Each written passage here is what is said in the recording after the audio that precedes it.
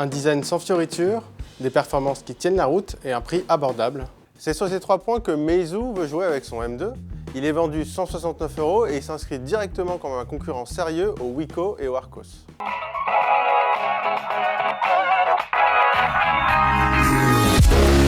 Visuellement, on a une petite impression d'iPhone 5C. C'est pas très grave, après tout, il était plutôt réussi, les finitions sont très correctes. Un format 5 pouces qui finalement va convenir à beaucoup de monde et une prise en main qui va se trouver très facile. Pour ceux qui préfèrent un peu de sobriété, Meizu propose aussi l'appareil en gris et en blanc. Côté écran, on a du HD, c'est pas du Full HD. C'est assez convaincant, ça manque un petit peu de contraste. Le petit bémol finalement, c'est peut-être le traitement anti-rayures qui est assez inefficace. Le smartphone aura tendance à être un peu fragile, il faudra peut-être faire attention si on le met dans un sac, si on le transporte avec soi, ou simplement opter pour une protection en plastique. Au niveau logiciel, on retrouve la surcouche Flyme de Meizu.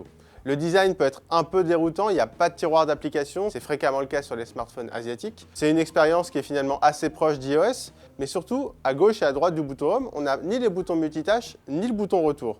Au début, ça fait un petit peu bizarre, sauf qu'en fait, il suffit d'effleurer le bouton Home pour revenir en arrière, et puis finalement, on se met plutôt à apprécier ce système. C'est très bien pensé, il y a de l'audace, c'est donc un très bon point pour ce M2. Globalement, l'appareil est assez réactif, on a quelques petits ralentissements en photo, surtout quand on enchaîne les clichés un peu trop fréquemment.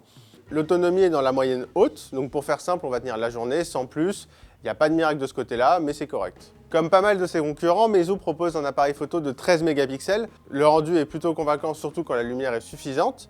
Et puis, c'est assez rare pour le signaler, les couleurs sont assez naturelles comme on peut l'avoir chez Apple. Contrairement à beaucoup d'appareils qui viennent d'Asie, il n'y a pas trop d'interprétation ou de surinterprétation logicielle qui ont tendance à donner des couleurs un petit peu flashy. Ça reste sobre et c'est appréciable. En basse lumière, c'est évidemment moins bon comme beaucoup d'appareils déjà haut de gamme, mais alors a fortiori moyen de gamme et entrée de gamme. La vidéo est de très bonne qualité, assez fluide et très bien détaillée. Finalement, qu'on parle de photo, d'autonomie ou de performance, le Meizu M2 est assez convaincant et surtout il est d'une constance assez remarquable.